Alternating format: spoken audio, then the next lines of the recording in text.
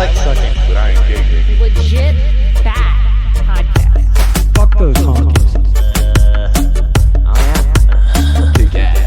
Welcome to Costco. I love you. He really knows how to suck a wiener.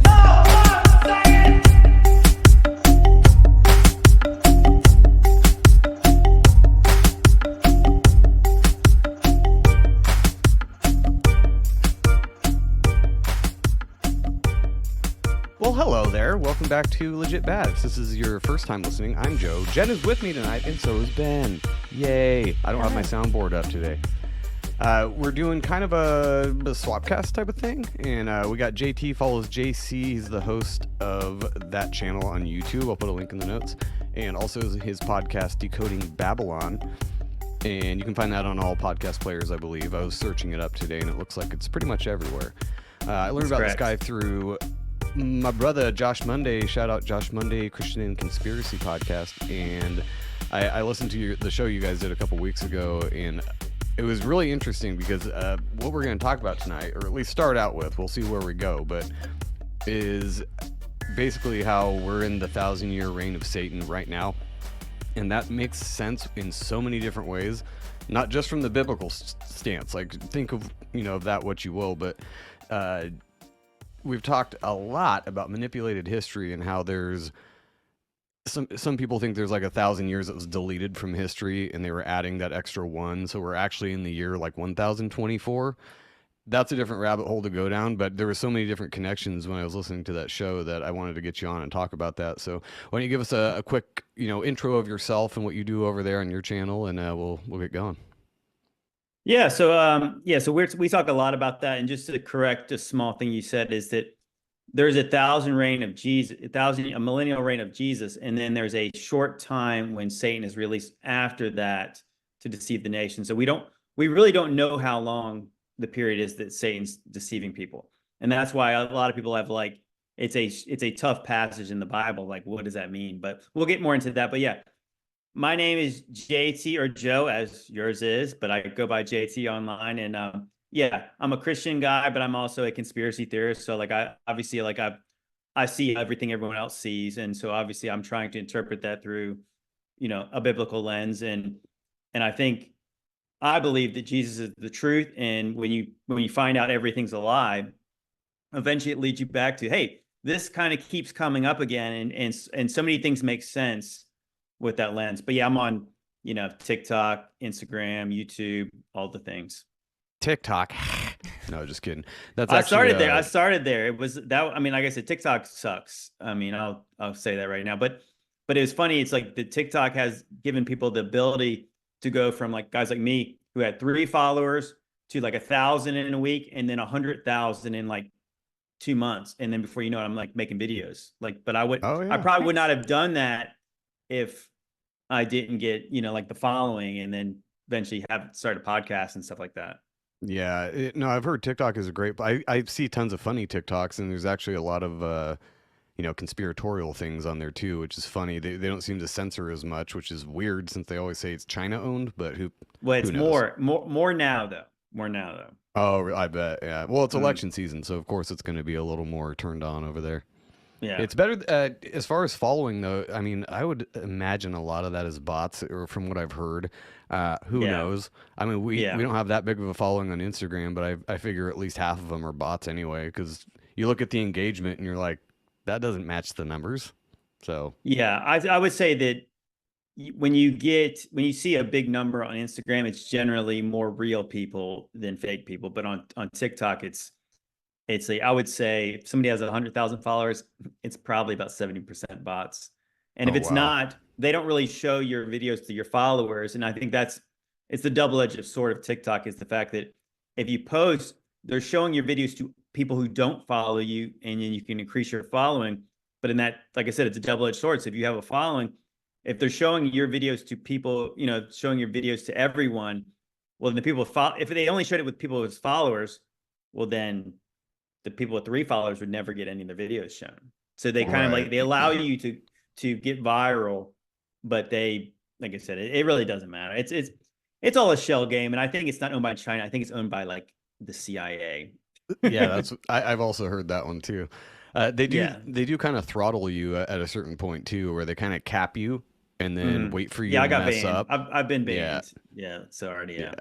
I got nicked the other day for something that was totally wrong. I think it was the AI algorithm, and I requested a review, and they actually overturned it. They put a restriction on my Facebook and Instagram accounts for something really stupid from a year ago, Yeah. and it Mhm. was not a good strike. Like they were really going to come down, and I was like, no, it was a joke. And they were like, oh, you're right, it was a joke. Okay, you can have it back. It's stupid, but we try to work around what we can on these without self-censoring too much. Still try to play by the rules, but finagle our little message in there anyway. It's what you got to Mhm. do. So where do you want to start out on this? So for anybody who's not familiar with general biblical theology or ideas, why don't you, because I'm sure your audience is a lot more, in tune with what you're talking about, but we do have Christians on our listenership, and why I don't know why, but thank you. Probably because you and Ben Oh yeah, talk about it all the time. and Because you guys were raised uber Christian. yeah, so there's a lot of we do have a lot of Christians like Drew Misson from Missing the Point, and some other ones. But And why obviously, you're don't friends you? with Josh Monday, who's obviously a good Christian. Yeah, and why don't you give us for the people, like, treat it like somebody who doesn't really know biblical theology or the ideas that you're going to be talking about, and kind of give us a breakdown of why you're putting this idea out there that we might be in the reign of Satan right now, because it's very interesting. Okay, so what I was raised as, like, yeah, in a good Christian family. We went to church every Sunday. I ended up going to like Christian school, like from like middle school all the way through college. I graduated from Liberty University. And so I kind of grew up in the age of the Left Behind stuff. So obviously, like, when you grow up Christian, you're going to not want to go to hell, obviously. So you accept Jesus, right? Like why wouldn't you? Like, you want to go to heaven or hell? I want to go to heaven. So then you get saved, you get baptized, and then as a lukewarm Christian, you're kind of following the path. You're trying to, but you're kind of like dancing on the line. You're like, what's okay to do as somebody who wants to go to heaven? And you're kind of doing, it's almost like when you get a job and it's like you're going to do just enough not to get fired. So like that's kind of how like most of the people live. Don't they call that And fire insurance in the Christian community? yeah, pretty much. Well, yeah, like obviously, yeah, you need that, right? Because just like if you need health insurance just in case you get cancer one day, you need that fire insurance because hello, you will die one day. So, but I think a lot of us have kind of like followed that path of the American dream, where it's just like we're raised in a Christian nation and you try to do all the things. You have an idea what things are supposed to look like until 2020.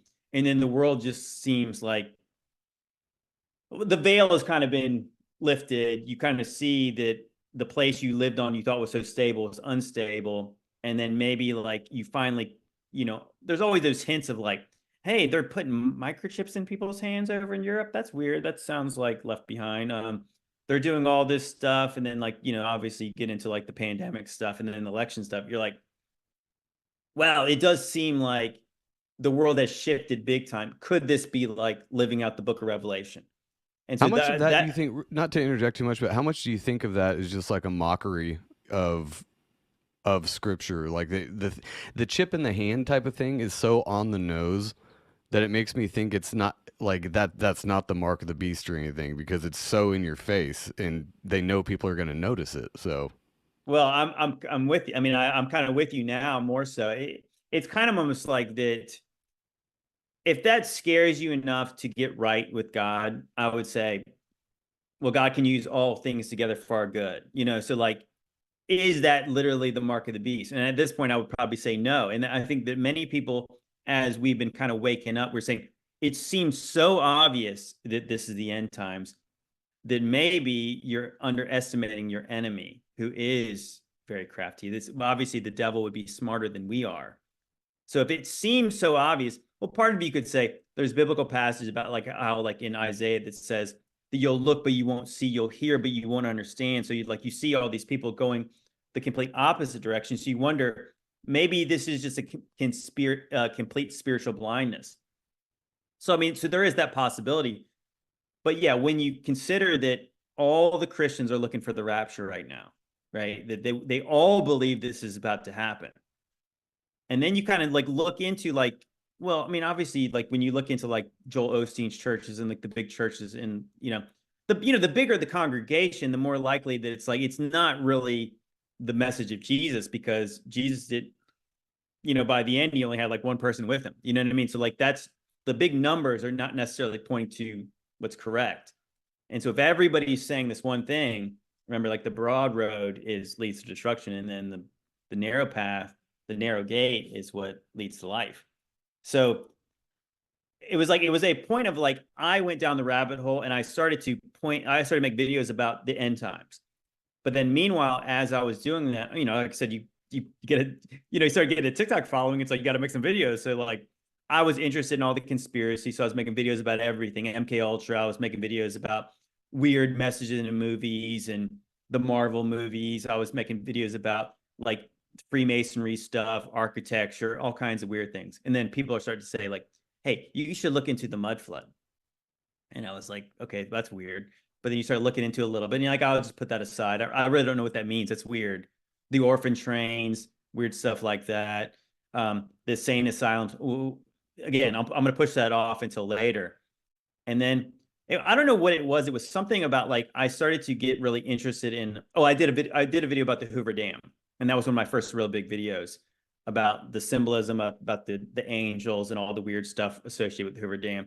And then so as a guy from Virginia, I started to look out west, and I have some family out there, but I started to look around like the landscape, like what is like the Grand Canyon, all the rock formations that are named after Shiva, Ra, Osiris, Isis, and you're like, that's weird. And then you find out they found like potentially Egyptian stuff in the Grand Canyon, or maybe even like, Hindu, Dude, whatever. the Grand Canyon is literally a giant rabbit hole you can go down. There is some weird stuff down there.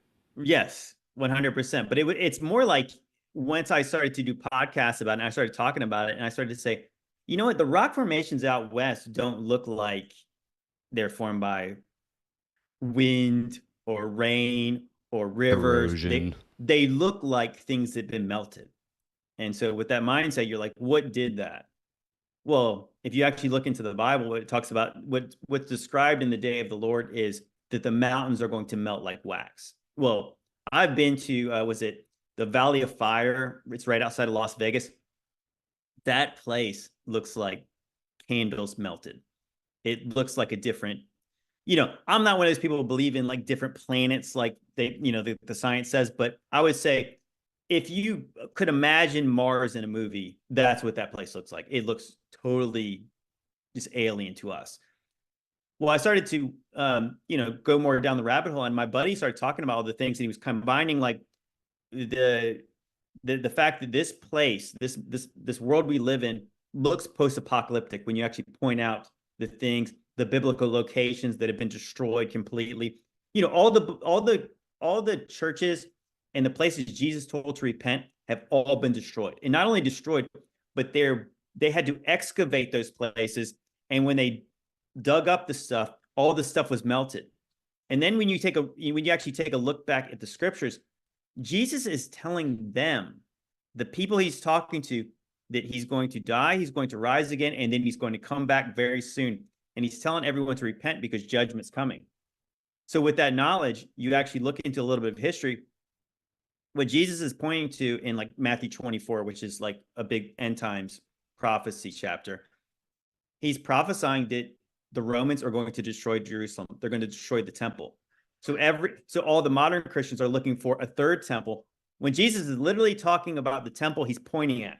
This temple is going to be destroyed. This place is going to be less desolate. And then all that stuff happened within the generation that he said it was going to happen in. He says, I think it's Matthew 24, verse, 34. He says that all these things will take place before this generation passes away. Within 40 years of him saying that, the temple was destroyed, Jerusalem was burned to the ground. And you're like, but they don't teach you that in church. So like that happened. And so like the book of Revelation was written before that. And then all the places he was saying, repent, or this is going to happen, all those places were destroyed. I think that was a good point you made too with the show with Josh, as you were talking about the uh, audience specificity when he's talking to the Pharisees and talking, to all, like one that I remember you saying is like the letter to the Ephesians was to the people at Ephesus. So that it's audience context. He was talking to them. And when you're talking about a timeline, when Jesus is saying in this generation, most Christians, I grew up that way too, where they extrapolate that out and say this generation as in everybody until Jesus comes back. And if you're going to take it literally, take it literally. That means that generation.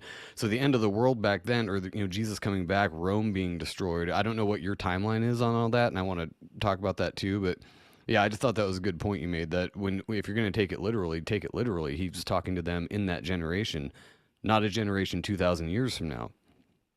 Well, right. Well, that I think I read a book from an author named Michael Heiser, and he wrote about a lot of the spiritual things in the Bible. But one of the things he said that actually really stuck with me the most was that the Bible was written for us, but not to us.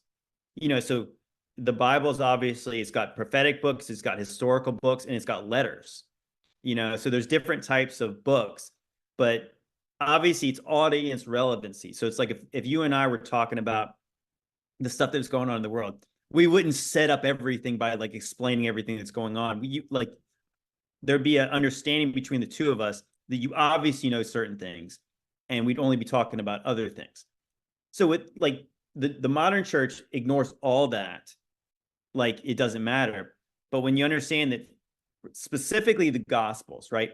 So Jesus didn't write the book of Matthew. He didn't write the book of Luke. He didn't write the book of John. He didn't write the book of Mark. So people are writing the things he said to these people, right? Wouldn't that be cool if he actually did write a book, though? That'd be awesome. The book of Jesus. He sort of did when the Revelation is the revelation of Jesus Christ. So it's like Jesus is telling John to give these messages to these churches. So like, if you really think about it, isn't that it's obviously to them? So one thing that really tripped me out it's like the things like when you finally realize this, the thing you wake up to is like in the book of Daniel. So Daniel chapter 9 is where a lot of people get all the end times prophecies from. So Daniel's getting these prophecies from Gabriel, or he's having a dream, and then Gabriel's telling him what it means. At one point, Gabriel says, "Shut up the words of this book until the end times. This is not for this generation." And so Daniel, you get the 70 weeks of like the 7 times 70. 7 times 70 would be 70 weeks, 7 years, 490 years. Well, it starts with the rebuilding of the temple, or the decree to rebuild the temple. And then 490 years later, it's like really the end times. Well, so he's told to not tell everyone this stuff because it's not for them. It's for the end times. Well, when Jesus is on the earth, he's actually quoting the book of Daniel. And then you get to the book of Revelation 22, it actually says, "Do not seal up the words of this book because the time is at hand." So if the book of Revelation was supposed to play out 2,000 years later, it would say that. So when everything's really soon, and then if you read the letters, they're all saying that the Lord is coming back soon. And why did they think that? Because Jesus told them it would be in their generation. So they didn't know when, but they knew it was about to happen. So the point is like that if Jesus said, "Send this letter to these people," and he says a very specific message to them, if it did not come true, well, what assurances would you have that it would be true to you? You know what I'm saying? Like if he didn't tell the truth to them, it's not true at all. You can learn something from the message he said to them. And I'm not saying it's not for, that's what I said, it's not to you, but it's for you. So with that knowledge, yeah, you look at historically, there's like historians like Tacitus and Josephus, famous Roman historians, were like literally wrote about that there were soldiers in the clouds when Jerusalem was at war with the Romans. The war was 42 months. So everyone talks about the 3.5 years. It was 1,260 days. The siege of Rome on Jerusalem was 42 months, just like it says in the Bible. And then you find out they desecrated the temple, all the stuff that happened in there. And so everyone's looking for a third temple. And this is crazy. And I think this would really changed me on this, was like, so what we're taught as the people who believe that all of these are future events is the fact that there's going to be a rebuilt third temple, and then they have to start sacrificing again in order for them to stop sacrificing. So everyone's talking about, oh, the red cows. Oh, they got red cows. Well, they don't have a building. They don't have any, they haven't been keeping the sacrificial law since the temple was destroyed back in the times of Jesus. So it's like, that's why I said, isn't it kind of funny to think they got to rebuild the temple to start sacrificing in order to stop sacrificing, in order for it to be the end times, when, hello, that stuff happened.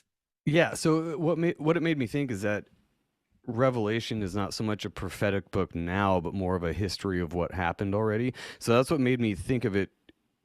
I'm imagining close to what you're thinking, where it's something that already happened and it's history now.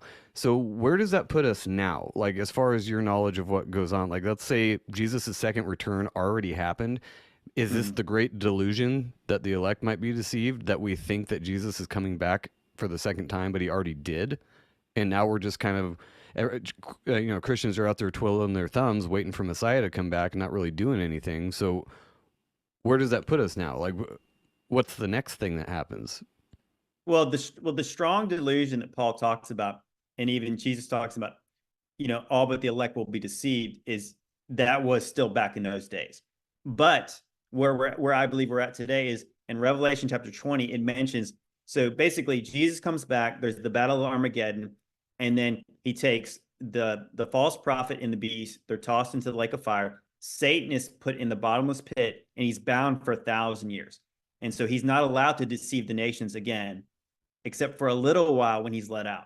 So that's where we get into like the idea of there is this time of peace and prosperity, and then there's a time where Satan is let out and he's allowed to deceive the nations. He gathers them together, and eventually they go to war with Jesus in the camp of the saints.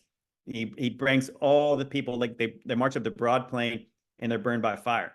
So this is the place where if you read your Bible, I had questions about that. I was thinking like, so at the end, why doesn't God toss that old serpent into the lake of fire too? Because it's the end, right?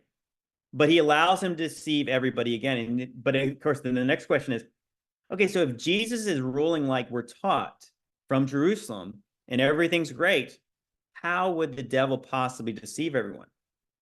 Well, maybe it's not like they're teaching you. And maybe that's why he can deceive you, is because it's not as cut and dry as that. And it's the fact that when you start to look at all the stuff, you start to look at all the lies we've been taught. Well, I mean, like, I think and you go down the rabbit hole and you think like, it's not what were we lied to about. It's like, what were we told the truth about? And it seems like everything we've been taught has either been a complete lie or it's a half truth. And then I said, you go back and it really feels like, to me at this point, our history is about 200 years old. It's just about as old as America, right? Like, we're taught about this history that's very brief. And when you actually start to like, kind of like try to understand it, you're like, the timeline of America doesn't make sense. And then you start to look at the buildings, they don't make sense. We're taught about, the people with horses and buggies building stuff that we can't build today. And it's almost like the distractions, the pyramids. Everyone's like, how are the pyramids built?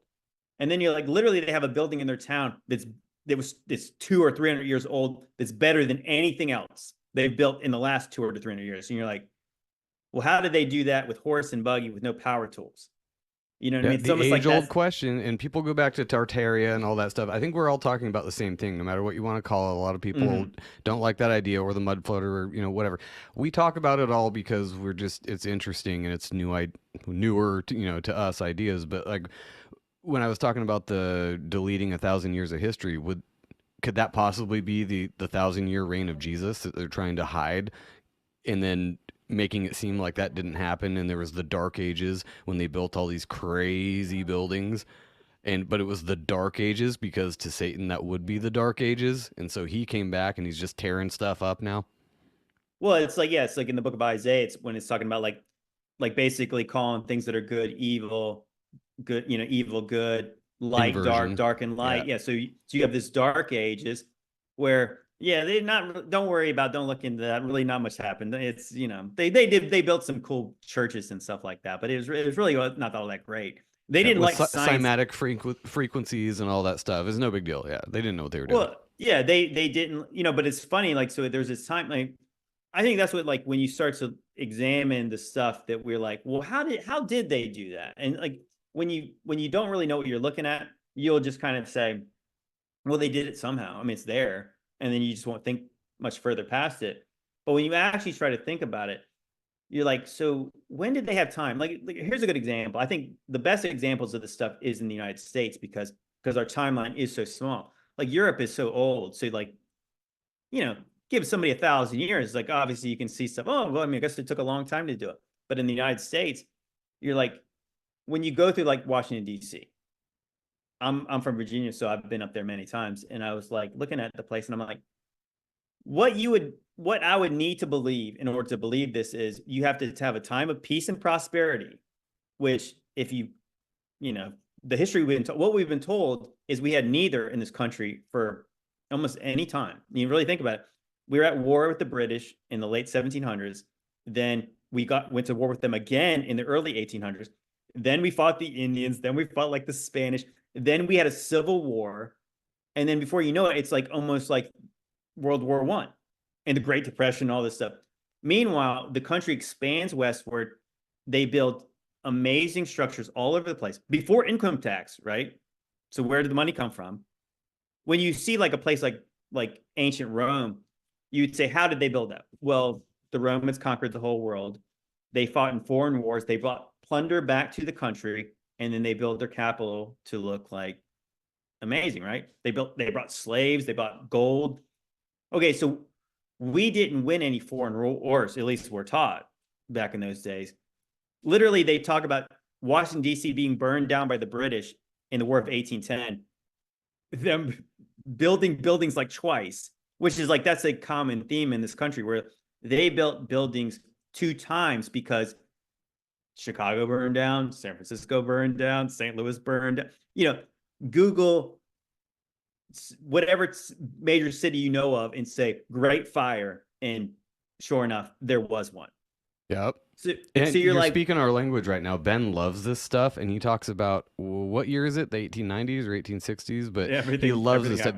That there's something that happened in that time period that is not what we're told. How were there no people though to keep track of it?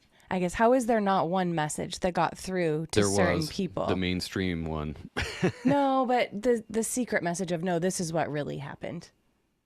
Well, here's possibly what it is. And I think, yeah, that's a good question. I mean, obviously, a lot of these questions are good. It's like people talk about right now that you can't find really old. It's hard to find books from before then. And sometimes they're like, you might find murals, you might find paintings. Obviously, you might find certain writings here and there. But overall, yes, correct. There's one story. But when you actually look into the story, it's like it's very kind of unclear. Here's an example. It's like the Pantheon in Rome. So the Pantheon in Rome is this big building. It's got the biggest unsupported concrete dome in the world. If you go look it up on Wikipedia, it'll say it was built somewhere between in the 1st century and like the 5th century. So like the gap is like 600 years. So the truth is, like, when you actually look into history, it's really unclear. They even tell you that history is written by the winners, and then you find out like who are the winners. Well, you have Rockefeller, you got Carnegie, you got J.P. Morgan, you got Vanderbilt. You have all the people who take credit for all the infrastructure in the whole country, and they basically did it all in the 1800s. When again, this is when the country's at war. There's a civil war. Everything's they're driving happening. Horses and buggies, but they're doing all this stuff, and they're inventing all this stuff at the exact same time. Things are being invented and they're becoming obsolete almost immediately. Like the technology just goes from like here to here. Like, I mean, if you believe what we're taught, they went from like making a car, and with 100 years, they went to the moon. Okay, so I'm gonna jump in here on this because we're watching the new show that they came out with on Apple TV. Thank you, Joe. Called Masters of the Air, and it's basically the 3rd series that Tom Hanks and Spielberg made. They made Band of Brothers, and then they made trust Tom them. Hanks. Pacific, and then they made this one. And so it's a really fun, dramatic show.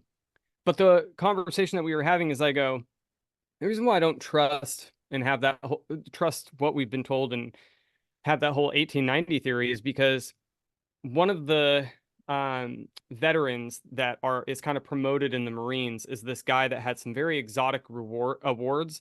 He was given the highest award from France and received the Medal of Honor twice.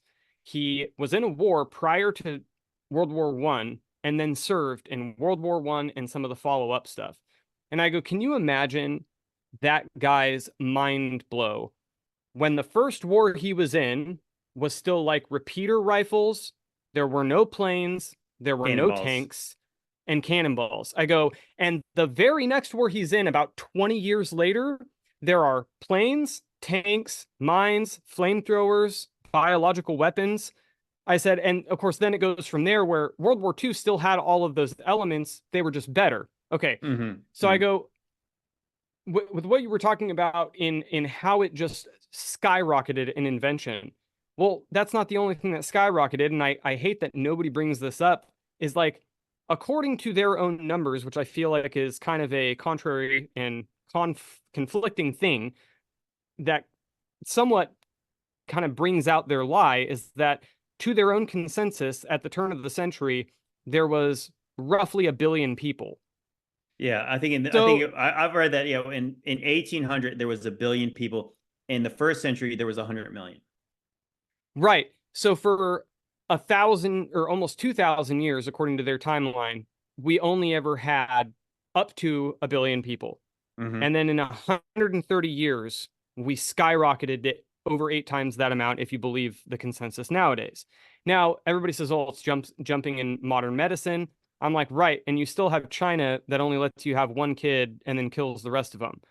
I'm not saying that advances in medical and technology couldn't have aided with that, but that seems like a really, really big jump in numbers for 130 years versus however much history they're saying we had before that. That just doesn't make sense to me. Absolutely. Well, I think that's another one where like you get into the old world stuff where there's you guys have probably seen this documentary. It's called the Lost History of Flat Earth. Yeah. And I love how that starts off because they're showing like the very first pictures we have of these giant cities and there's nobody in them. And then you have all these people who like almost like parrots that say, oh, it's exposure. That's the reason you can't see anyone. But like literally during the contemporary times, they show like St. Petersburg with nobody in it. It looks like a city that would hold at least 1 million people. They'll show Paris and also London, and there's people in the pictures. So it ain't exposure. I mean, you have amazing grand cities, and then you have like mud on the streets, and there's no people there. No, and I get that argument that a lot of people, photographers will jump in and say the vanilla sky thing comes because of those cameras, and they'll explain it. And I'm like, okay, I get that. It's such a lie. The empty streets, though. That was what got me when we watched that documentary, and yeah there was 9 hours of like mind torture because I'm like, what is this? Well, and actually, Irwaranon kind of came back and retracted a lot of the things he said, and that's fine. To his credit, he found something he didn't agree with and retracted. That's fine, but it's still weird to me when you look at those old photos and it's like these buildings were already there. There's no way, like it even by the mainstream narrative when Columbus supposedly came here, there was already people here. So they didn't discover anything. They just came over to a new place where there was already people. And surprisingly, these buildings looked really similar to Roman, things. And there's pyramids also found around the world. So this was already here. In my opinion, a lot of this stuff was already here. And not to rag on white people, because I am one, but that group of colonists kind of came over and co-opted everything and said, yes, we built this. This is ours. Here's a World's Fair to show you that we did because this is how good we are. And forget everything else you're told. This was us. That's my general idea. I think without question, there's good examples of this kind of stuff where like, so we're taught like cities like Chicago, for instance, like Chicago is obviously a major city. It always has been. And if you actually look up the history of Chicago, it's like basically like in the 1840s, there was like no one there. And then by the 1860s, it was a big city. But if you look at old maps, Chicago's on the map. Like, I think they called it Shalaga and all this stuff, where it's like there's this place where Chicago is, and it was always this hub of something. And then, so you see old maps, and there's they're showing castles in different parts of the United States. They're showing castles in Africa and just different things. Like, so you have a map that's mostly accurate, or at least I guess maybe it's very accurate. It's like maybe the landscape's changed a bit, but like the point is you have cities that are landmarkers.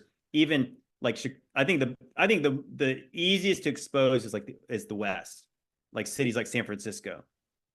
San Francisco basically had no people in it in 1840s, but literally it's written about in the 1830s about being a major port. Okay, so it's like a port that's known.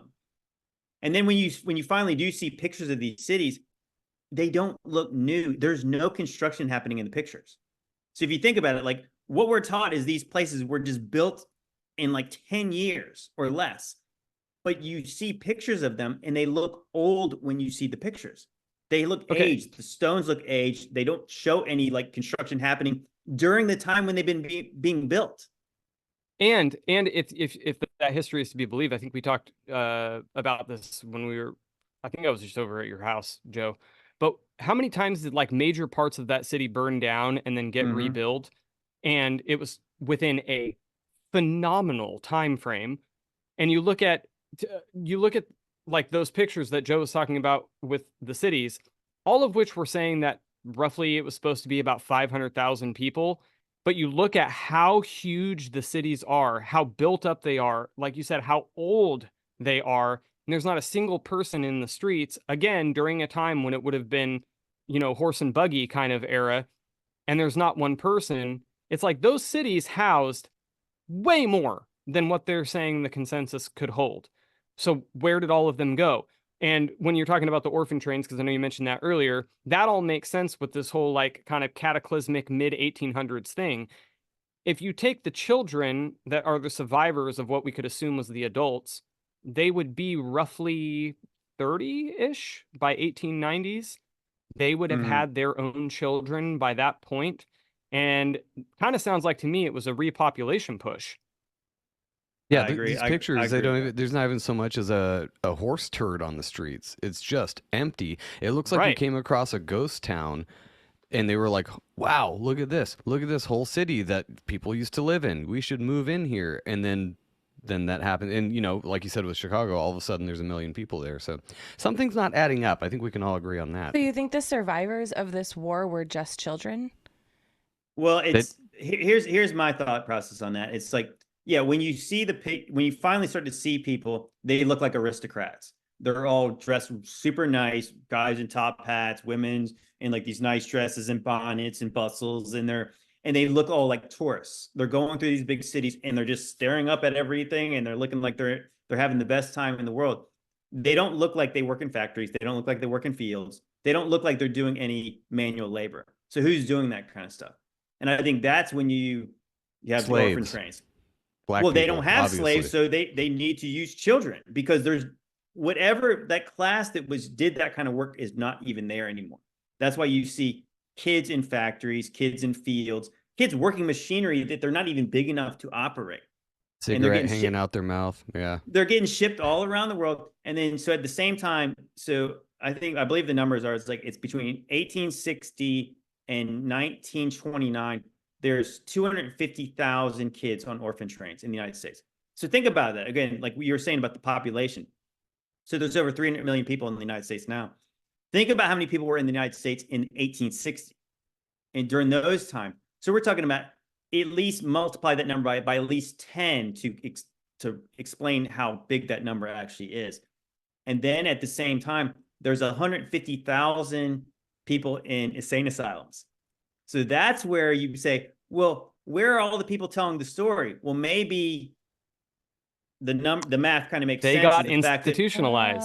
Okay, those might be, it would make sense. You have 150,000 people in insane asylums. Could that account for the orphans? I mean, obviously there's wars going on at the same time, but that makes a lot of sense. And a lot of people, you can look this up in old newspapers. They were locking people up for religious extremism or religious fanaticism and stuff like that. Yeah. Right. You also maybe they were talking about the stuff. Maybe they were talking about the stuff that happened not that long ago. That makes sense. So that kind of answers my question, because that's where I was thinking, how is there not at least one culture that was passing this along or something? They But were in the loony bin. I mean, I guess as soon as Satan's let out, he's allowed to deceive. So all bets are off at that point. I mean, anything can happen. So yeah, people telling the truth, they get locked up. You have kids, maybe he can make people forget everything as well. So they That was don't my even remember thought who they are. with the loony bin thing, is that they were the people that weren't brainwashed by whatever witchcraft was going on at the world's fairs or something like that, and they were like, no, this is not what happened, we remember what really happened. And they're like, you're insane, go into the asylum. So in line with everything that you just said, okay, so now take into account, like Joe said with the global fairs, they also stopped teaching flat earth in 1890. You also have the first meeting, the first Zionist, World Zionist Summit in 1890. There are too many high-level things happening without a middle population, which we now know is in the insane asylum, and then all of these children getting influxed to multiple different areas throughout the world. To me, that seems like a bunch of people that survived some shit, got together and decided, how are we going to move forward from here? And how do we keep it from ever happening again? I'm not saying that that's what happened, but to me, that kind of seems like it was a repopulation plan, which also, if you do that, would make sense for these big metropolis areas that are also completely void of people. Yeah, it's interesting if you think about like learning a little bit of history, kind of almost like, you start from obviously here and then you start to go backwards. Like I think by like the 1960s, you have people like what's his name, Henry Kissinger, who I guess he was the chief of staff, I think, of a reprehensible human being. Yeah, he was not a good guy, but he's writing about the population control. He's already writing about the population, the world population is getting too big. So if you think about it, there's like, you go from 1 billion people like 100 years ago, and then you have too many people in the world. That's their problem. It's almost like they had not enough people to do the slave labor they wanted, and then they had, oh well, gosh, we don't want this many of them. We got to get rid of them now. And no, I mean, they like, made the grasshoppers made too many ants. We've been well, I think there's people talk about that. I think there's a movie like The Bug's Life, where it's like they realize, well, if they ever realized how many more there are, and that we could not control them. Right. And that's like my theory with this whole thing, is that they came up with a plan to control the narrative so that whatever happened wouldn't happen again. How do you do that? You separate the younger generations from the people that are still alive. You institutionalize the older ones that know the truth, who are still alive, and you come up with a game plan that allows everybody to kind of start fresh. And then you start teaching them a different variation of history other than what has been taught up until that moment. That is why and then with that, you end up getting, well, how we have all this awesome architecture that we're being told was, this old or was built by this, and we're told our history for this plot of land is this. You start seeing the mixture of ethnicities a lot in the end of the 1800s. And it would also make sense that with a new generation coming up, with the Civil War and everything else, Civil War that happened, it's like you start to see a lot more of a blending and almost people moving towards what we would call a progressive society than it was, and what we're taught ever happened before that, whether it be slavery or a lot of other things. You have these things that were ingrained in every culture, supposedly up until that time when all of a sudden the light bulb went up around the world to stop slavery in first world countries. Right. All around the same time that now we're having constant wars globally. I think that all of that ties in together with the end of the 1800s. Yeah, for sure. And if you think about it, so if you have that modern Christian eschatology that everything is about to happen, it's about to be the end, and you're looking forward the whole time, maybe you don't look back at the stuff that already happened. And that's even more pertinent now with the 24-hour news cycle. You're so focused on a Kardashian or the Hawktua girl or whatever the current meme of the day is, that nobody's got time to look back at all this stupid stuff. I just heard about that today. Me too. Yeah, but yeah, so you're looking at that all this stuff is crazy, so Jesus is about to come back. But Right. but you never consider that the stuff you've been looking forward to already happened a long time ago. And as a Christian, I'm saying, like, to not get it twisted, I'm not saying that like there's no salvation or anything like that, but I'm saying, like, if you're looking forward to the invisible rapture, whether that was even ever a real biblical concept or not, that happened a long time ago. So like that it allows you to be complacent. They teach you to support Israel no matter what, and then don't worry, you're going to be gone when anything is real bad. So like just let it get bad until then. You know what I this think reminds me of? QAnon. Just trust the process, trust the plan, sit back, do nothing. You know, just sit on your thumb and just watch it play out because it's a movie. And then I'm not saying all Christians, obviously you're out there doing something and speaking out about it, but it doesn't, like you said, it makes them complacent and they're just chilling, just waiting for that rapture day. Lord's gonna take me soon, which like you said, I don't think that was ever a biblical concept from what I can tell. The Bible doesn't mention a no. rapture at all. No, I think what it was meant to be, and I think that there's verses I know where they get it from because I believed it before, but I believe that it's like, so there's a resurrection after Jesus comes back. Right. So like just like Jesus was resurrected and he had a spiritual, physical body, that's what happens to everybody who's in Christ. Everybody gets resurrected, and then the good ones go to heaven, and the bad ones go to The bad The bad place. place. the bad place we don't even want to talk about. But What no, nailed- so yeah, so go ahead. Oh, I was just gonna say what put the nail in the coffin for a rapture idea for me was one verse that said, "It is appointed to all men once to die." So does that take out the rapture people? Do they not die? And that's what people are waiting for. They're waiting for nobody wants to die, so they're waiting for the rapture when they're like, "Oh, I don't have to die. I just get poofed up to heaven." No, it says in the same book you're reading that it's appointed to all men once to die, and after this, the judgment. So Yeah, you're yeah, all going to die in some way. That's a great point, because even I started to think about it when it's like, so it's Matthew 16, I think it's 28. He says that, some of you standing here won't taste death until you see the Son of Man coming into his kingdom. But you'll still taste death. So again, he's saying that they're going to, like they're going to see him come back. So again, he's talking about them, but he's also saying some of you are not going to taste death until this. So some of them are going to be dead before this happens, and then some are going to be dead after it happens, because he's not saying some of you are never going to die. He doesn't, even Paul says, he doesn't say, I'll tell you a mystery. We won't all sleep. He doesn't say we won't all die. He says that, and I believe biblically, if you read in the Old Testament, that when you died, you went to Sheol and you knew nothing.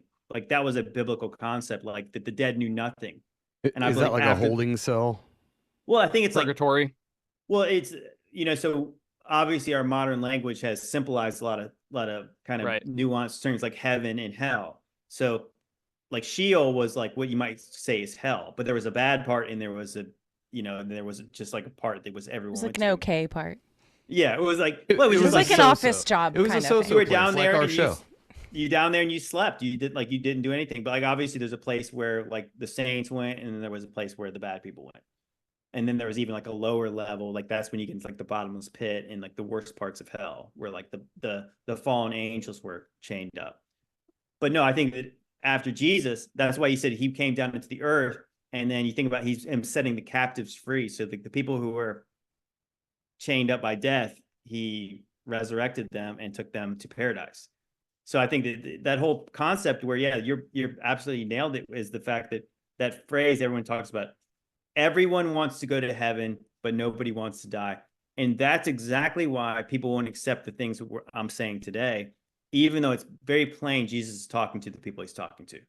So then if you don't want to accept that, well, then obviously you're right for all kinds of deception, because again, you're looking forward to this thing and you're allowing everything else to happen, and you're trusting the guy behind the pulpit. You're trusting the guy in the White House, maybe not so much, but like, at some point people were, and you're trusting the people, the history teacher, you're trusting the science teacher, and you're thinking like, these people have the doctors.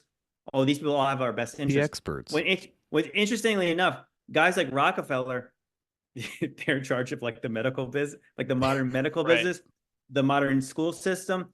So all the things you've been taught and the things that you've been, led to believe, the energy sector, the health sector, the education sector, and eventually, obviously, these people are all in bed with like the war industrial complex and all the things.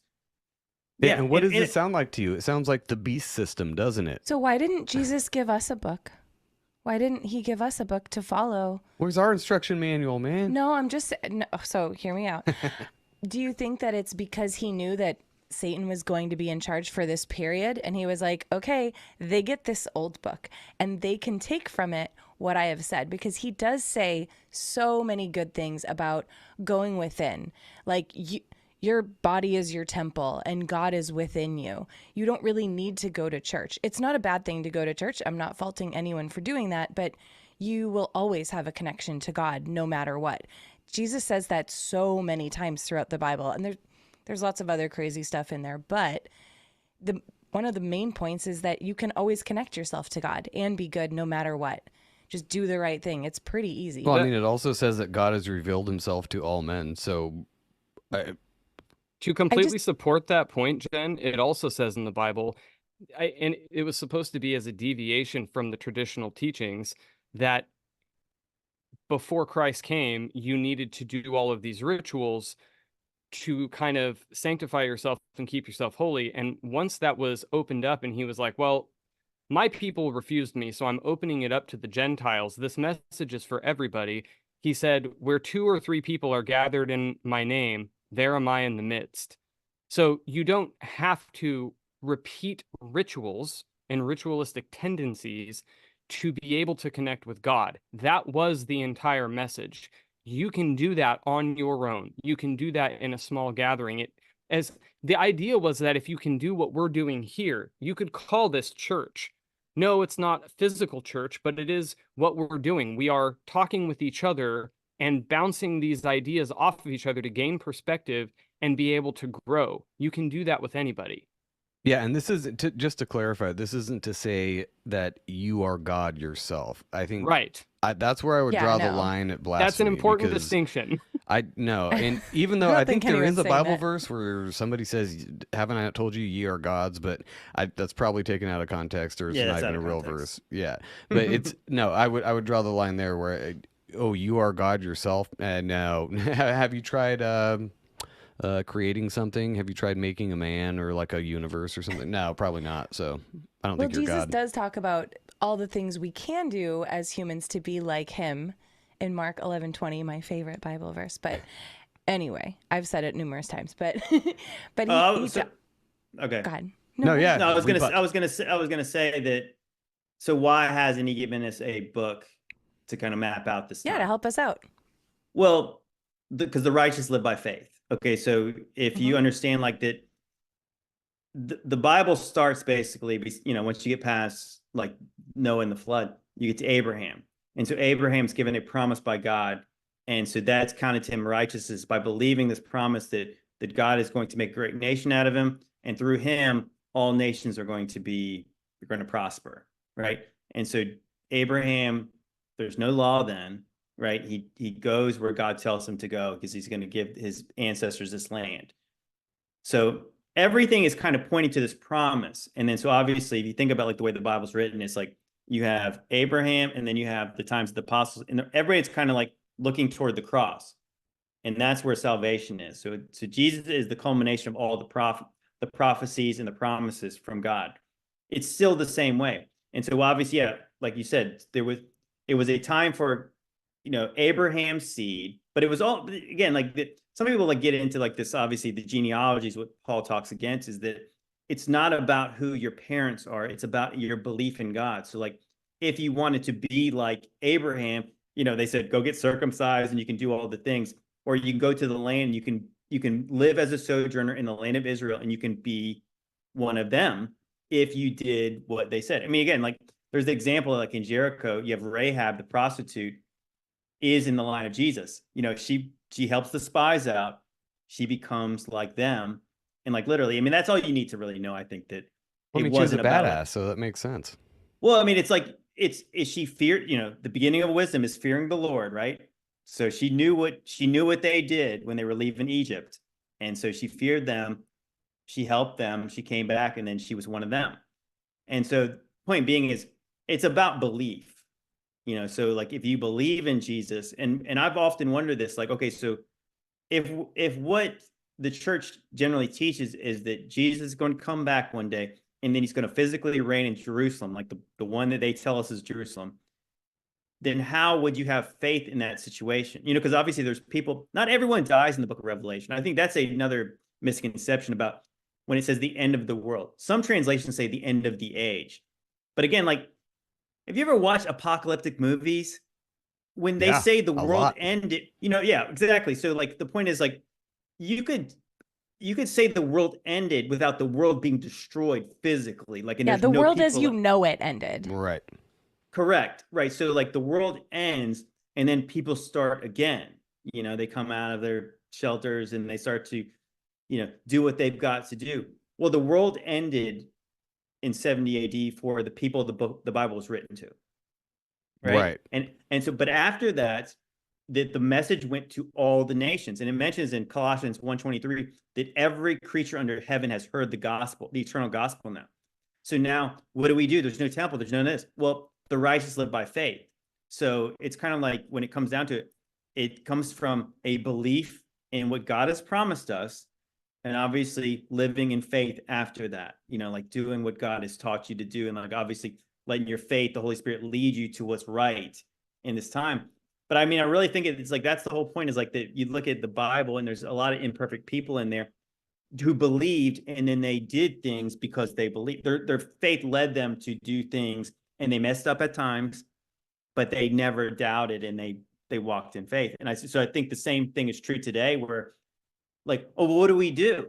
We're not under a law. There's not like a list of things you're supposed to do. And if there was, it wouldn't be living in faith. So like we have enough, I believe, to, again, like, what's funny is like, I think about this more and more lately is the fact that people take for granted that so many people are Christians in this world. If you believe what just the Bible says, it ends kind of rough for the Christians, right? Or even like the first century Christians.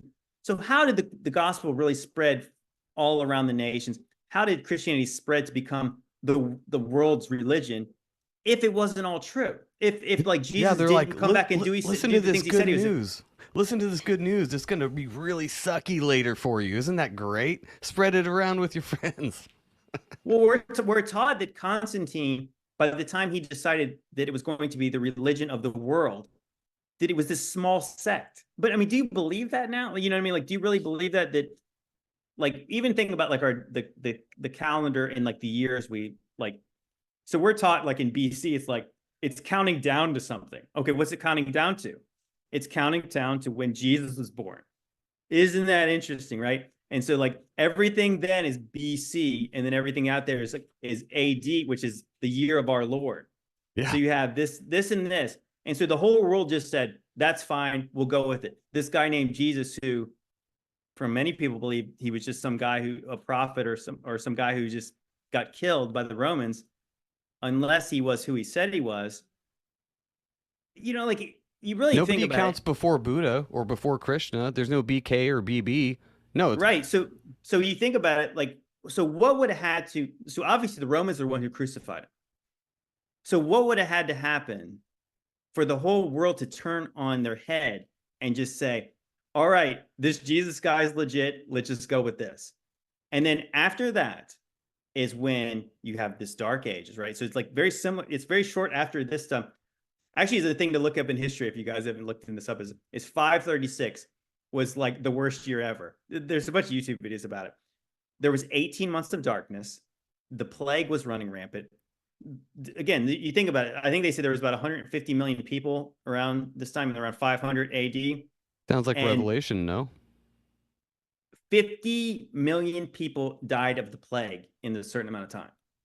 18 months of darkness. The plague was killing a bunch of people. There was wars at the time. And then shortly after that, they called them the Theodosian laws were enacted in like around the world. Those laws said that all the other religions were illegal and you had to be a Christian.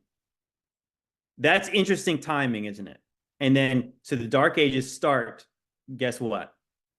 Some people say they started 536 AD. They're like, okay, we'll follow you. It's fine. Every We'll knee, try So to you make thi- everyone else every do it knee too. will bow, or Well, so you think about it, like, so that's a right around when they say, and again, like as you said, people say they added 1,000 years. I believe that it might not be so simple as that, but I do believe that people have proved over, like, I guess there's a guy, I forgot what his name is, Falenko, I think. He's looked at like like basically based on like the constellations and like the kind of like the Mazzaroth, the zodiac, that the ages are messed with. They have added time, and he's shown that certain historical figures and stories around the world match up, and they're kind of more like they spread certain events out. So it could be closer, but yeah, it makes sense that these things happened around a certain time, and if the devil wanted to lie about it, what would he do? Maybe he'd spread them out along our timeline, because if they're all happening around the same time, well, then it would look suspiciously like the Book of Revelation. But if they spread them out, it'd be just enough cover for, obviously, me first Christians to just say, oh well, obviously we're the generation where Jesus is going to come back to. We're the important ones, right? Not the ones who were getting fed to lions and everything. right. So How much time do you think Satan has? that's we were talking about that earlier, but I was kind of wondering that too, where it's like, what are we doing then right now? What are we waiting for or looking forward to? Are we waiting for, like, I don't even know, because I don't know past Revelation. What's your idea on that? Well, so biblically on the timeline, what you would have is you have, again, Satan gathers the nation. Satan's let out, he deceives the nation, and he gathers the nations to make war against Jesus and the saints. So maybe that's why there's no specific time mentioned, because you think even similarly in the Bible, it talks about that like certain places are going to be judged. Think of like Nineveh. So Nineveh is going to be judged. He sends Jonah to go tell them to repent. Well, they do. So then they get more time. Well, eventually Nineveh gets judged. Even it mentions in Sodom and Gomorrah in the book of Genesis, it mentions that God tells Abraham their time is not yet. Like basically, like, I'm not going to judge them yet, and later he judges them. People in the land of Canaan, same thing. So maybe it's a situation where when Satan has really gathered the nations, when they're like almost like a Tower of Babel situation, where they're literally of one mind, they're coming together to do one thing. Maybe that's when God judges it. But people have speculated this, and I don't think this is a bad theory. 1776, founding of America, the founding of the Illuminati. You have the Statue of Liberty. I don't know if you guys have seen this stuff where it's like the Statue of Liberty, interestingly enough, has a chain around her ankle. There's a lot of weird stuff with that thing. It looks an awful lot like this Lucifer statue. They're very similar. It's like, it's even think about like this, what is the mantra for the Statue of Liberty is light illuminating the world. You think you have the Dark Ages, you have the Age of Enlightenment. It's about liberty. Even when you think about like the founding of America, you have the Gadsden flag, the coiled serpent, don't tread on me. Like literally in Matthew 10, I think it's 10:19, I believe. It's right after he says Satan fell like lightning from heaven. He says, I give you the ability to tread on serpents and scorpions. The Gadsden flag says, don't tread on me. It's literally a coiled serpent. And so that's the mantra of the rebellion of the colonists against the British. At least that's what we're taught. I mean, so like, yeah, you think we're a Christian nation, we've been taught. Wouldn't they know that that's kind of an antichrist message right there? Like, don't tread on me. Like we should be one. I don't want to represent myself by a snake. If you're a Christian, I don't think you would. So the point is, it makes sense that let's just say we know that the mid 1800s looks really weird in pictures, but we don't really have pictures before that. So there's something that happened early 1800s, maybe late 1700s. Revolutions all around, the French Revolution too, right around the same time. There's wars everywhere. Wars and rumors of wars. There's lots of things happening. And so people have speculated this, that if the millennium reigns 1,000 years, what if a short season is a quarter of that, 250 years? That would put us right about now, like from 1776 to like So do you think that's 2026. coming back to like current events and all that, Agenda 2030, wherever you want to go with all that kind of stuff, is it because they know their time is short? Like they know they're coming up against a wall? I mean, I think again, like I would not have probably been vocal on social media if I didn't feel something change. And so like, what does that mean? I mean, again, like I'm speaking with as much like, truth as I can, that I can't say for sure. I would say that there's all this focus on the new age that's coming. You think about like people in the church don't really understand what the new age means. It means like astronomical ages, like that they were looking forward to this age where the end of Pisces was over. And if you think about Pisces is the Jesus fish, right? The Jesus And fish. what's next? Aquarius. So then you have the water bringer, and it's like guys like Aleister Crowley said it was going to be the age of Horus when they entered Aquarius. And so Horus, the Illuminati eyeball, it's kind of an avatar for Satan. Is that what he was referring to? Well, it certainly seems like there's people who say this, and again, like I'm not sure if this is true, that the age changed, I think sometime between like January 2020, or is it December 2020 and like January 2021. And if you think about what happened in the world when that stuff, remember when they said the new normal, the old normal is not coming back. Normal. There's this shift that happened, and everybody I think could feel it, that the way the system just changed and everything has shifted. It does really seem like that with the chaos, even between the elections and all that stuff, things just went haywire. And it was almost like we used to be a little more subtle with this stuff, but we don't even care anymore because it has to happen now. So could that mean that we are coming to the end of something? Absolutely. Does that mean we are for sure? No, it does not mean. Like I would be just like the people who are saying the rapture is going to be tomorrow if I said, oh, well, it's not the rapture, but it's just the same thing for as far as we're concerned. It's just like the tribulation. I don't know that, but I mean, I think that as everybody who goes to the grocery store knows, like whatever's happening right now is not sustainable anymore, at least for what we're doing. And I think that if you believe in the idea of like maybe even like the pre-trib stuff where you're saying, oh gosh, they're going to have a one world government run by the Antichrist, and that's why you have this new world order agenda. Fair enough. I mean, that's what I said. I was kind of in that mindset. Similarly, in the way of the short season, Satan still gathers the nations together at some point. So it still seems like it fits. Like, you know what I mean? Like you still have this combination of the nations coming together.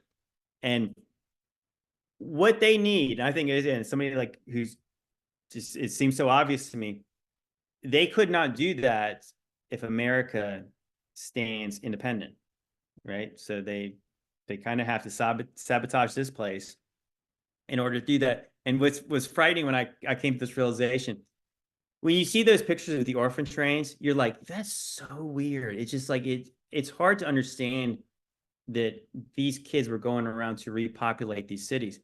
But then if you think about it, think about a modern day situation. Think about our southern border, where you literally have caravans of people coming here. And if you think about it, I've thought this for a long time. They don't want anything to do with us middle class people. They want people like us to go away because we still believe in freedom and our rights, and we question them and all this kind of stuff. What if they could get rid of us, and then they could get their own new orphan trains they could tell them anything they wanted to about this place. They don't even speak the language. They could teach them the language, and then they could teach them a different version of history. Who built those buildings? Oh, we did in 1 year. Last year, we built all that stuff that you see right now. How great you want to be like us? Here. Welcome to America. Yeah, and I actually appreciate, before we wrap up here, I wanted to get your view on, I heard you mention that you kind of are thinking cyclic, like there's the cyclic nature of history in the world and everything.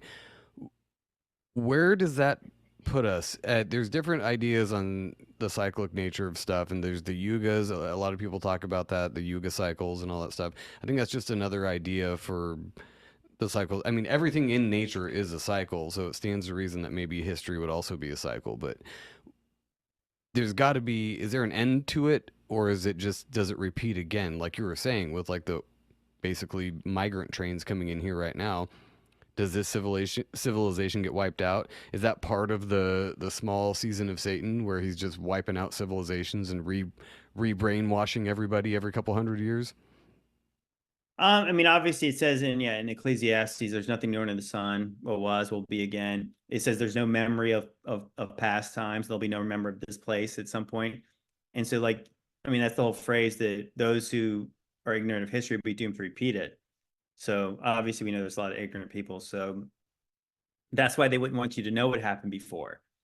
I think that it sort of makes sense that obviously if you're God, if you want to kind of give everyone the kind of same kind of chance, that maybe things are, the more they change, the more they stay the same. And there's these kind of these patterns of like generations and people that they get close to God, and obviously they rebel, or they're under oppression. They seek God, God delivers them, and eventually it's this repeating cycle. So I think that's why like maybe it's possible that some of the stuff in Revelation is coming back because it's similar at the end again, or it could be just that like they're playing out at the end.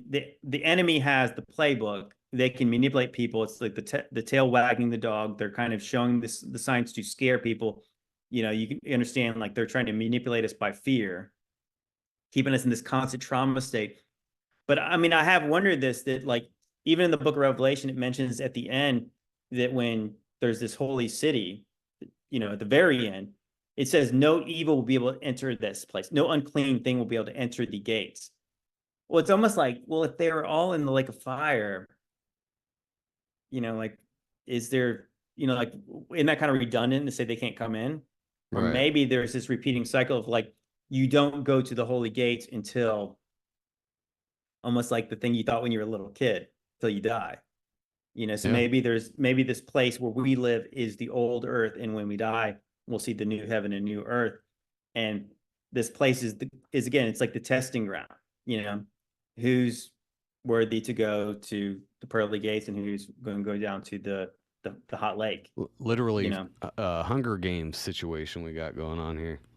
well, it's like it's a faith test. I mean, obviously, who's going to choose God when like you can't see him?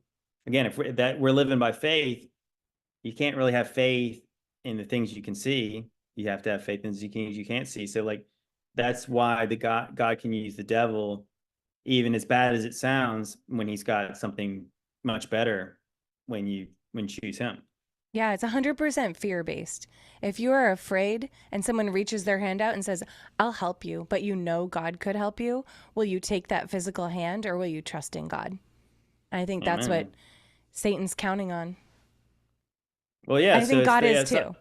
Yeah, well, it's the whole idea of like that Jesus says that those who would seek to save their lives will lose it, and those who would lose their lives for my sake will find it. So like, yeah, it's kind of like, it's way easy to say what you believe when everything is good, but when the chips are down, what do you actually believe in?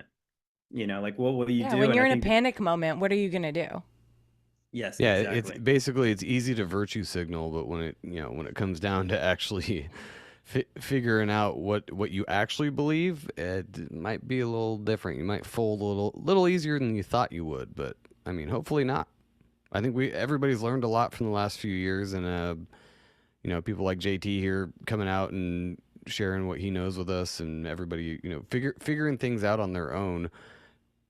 And I mean, not to close with a Bible verse, but it also says, lean not to your own understanding. So don't trust yourself on any of this. Look to JT. No, I'm just kidding. no, Look to definitely don't do JC. that. Definitely don't do that. Yeah, I would say that a lot of people, like, obviously when you start talking about these things, because this will go against what their pastor taught them. So that, you get called the false teacher, false prophet, whatever you want to say. I'm saying that if you guys are left with anything from me today, is audience relevancy. Read your Bible again. If you read your Bible, that I can talk to you about the history stuff, the funny stuff in history, and all the weird stuff. But how I really came to this conclusion was that Jesus was talking to the people he was talking to, and he was saying to them that he was coming back soon. So how did all the other things, that's what people get questioned us all. Like, well, so when did this happen? But when did this happen in the book of Revelation? When did this happen? I was like, I don't know. Again, if I can't tell you I trust history for sure, all I'm saying is I believe if Jesus said he was coming back then, I don't know how it all worked out, but I believe what he said. So if you go into the reading your Bible with that mindset, I'm not sure whatever happened after he said this, but I know that he tells the truth and I know he's not a liar. So what happened after that? Well, that's the journey that I'm on right now, is that I'm going to try to find the things that people ask me about. But I think that, again, this is faith, so I don't think we'll ever know for sure. But yeah, trust no man. It will will every word of God be true, as if every man was a liar. And I said that you live by that, and I think you'll be all right. No, and I appreciate you saying that I don't know. That's my favorite thing to hear from people that come on and spread what they've researched is I don't know on this question. Because if you start to just talk out of your butt and, no, then I don't trust you. All of a sudden, I don't trust anybody who says they know everything. Well, or knows the especially from a answer. religious perspective, when every church we've been to, they're just like, I know this, this is how you should be. And I just don't feel like that's the way that a human should talk to another human. If it was Jesus, sure, no big deal. But well, no, the problem you is should be able to say, I'm not sure, this is how I interpreted it. How does this feel to you? Right. So a lot of the time, how we grew up in our church was, this is what it means. This is true. And you're like, okay. But in the same breath, they'll say, but it's a personal journey. It's your own personal journey, your personal relationship. So don't trust me, but also this is true. And this is what and it's like, no, this is your interpretation. There's a reason there's 100 different factions of Christianity, is because they disagree on little tiny things here and there. That's fine.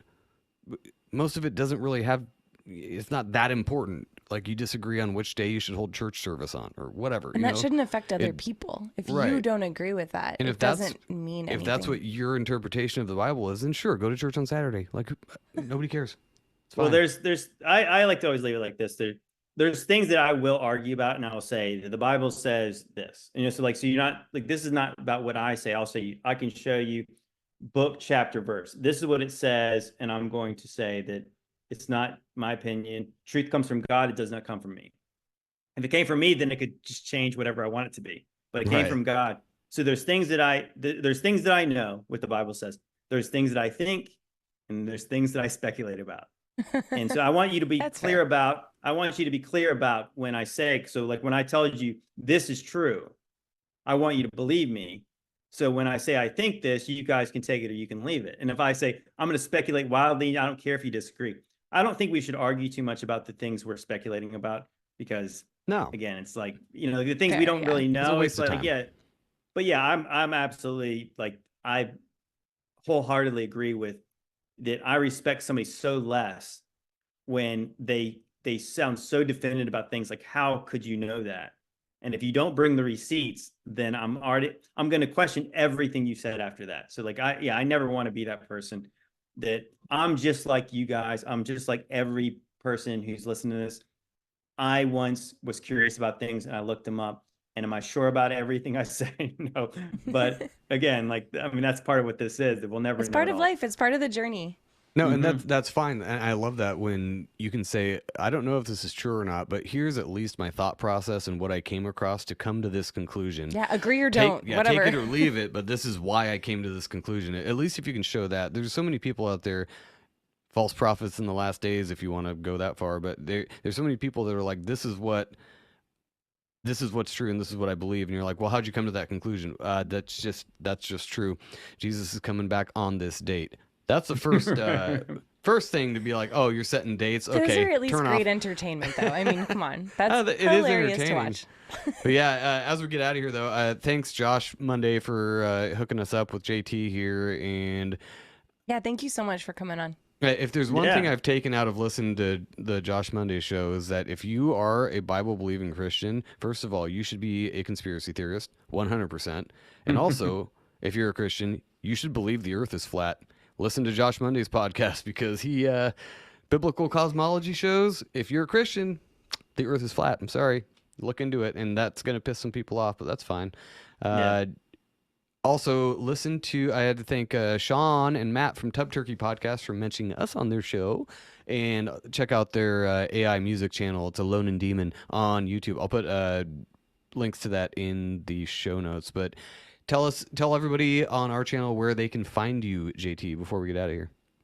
Well, like I said, I'm on kind of all the social media apps, but I would say that I'm doing the majority of my stuff on YouTube these days. And so like, if you want to, especially if you want to hear more about the stuff we're talking about, we talk about this subject all the time. And again, as I was saying, like the reason I would hope you could maybe even at least come on the journey with me is the fact that I was wrong about this stuff before. And we're like, we've kind of opened up the whole new can of like, so if this is true, we're re-examining everything. And so all the questions you're saying, well, what about this? Where's Jesus at? What all this? We talk about that. We talk about all that kind of stuff. So yeah, JTFollowsJC on YouTube. I'm on Instagram, TikTok. I'm on Facebook. My name's Joe Telford on there. So it's like, I'm not JTFollowsJC on there. It's my real name. Yeah. So I'm a Joe as well. We're gonna dox you now. But yeah, and also I talk about lots more stuff. We actually have a documentary called Ancient Angels. It's a play on ancient aliens, the Nephilim stuff, the megaliths, all that kind of stuff. Oh, nice. So I've long been a history questioner, a history skeptic. So yeah, we can talk about all the other stuff and giants, angels, demons, all the like. So yeah, obviously appreciate you guys having me on, man. This is a lot of fun. Hell yeah. Absolutely. So Thank you. I'm going to put all your, your link tree and all your links and stuff like that in there, but I do want to get you back on. We didn't get a chance tonight, but I do want to talk to you about your stance on UFOs and aliens, but we'll save that for another time because that's a whole podcast in itself. Got lots to say about that. All right. Well, thanks, man. Appreciate it. Ben, I know you have to go to bed, so night-night. Jen, thanks for joining us tonight. We appreciate you being here. The fans miss you. JT, it was really nice meeting you. Thanks for coming on. And absolutely, this was a really good conversation. A lot of times we usually have people on that fall into one of two categories. Either they don't believe the Bible and don't know much about it, or they believe the Bible and they are exactly what you described with how they were raised and how we were all raised. And so it's really refreshing to have people like you and Josh that are in the middle and are willing to shoot conspiracies that are definitely not normal for the church. So nice to meet you. Thanks for coming on. I had a really good time with you. All right, appreciate it, man. Yeah, nice to meet you, man. All right, everybody have a great night. Rockfin YouTube audio. Peace. Thank you for listening to Legit Bad. Please address all content grievances to gofuckyourself@yourmom.com. See you next week.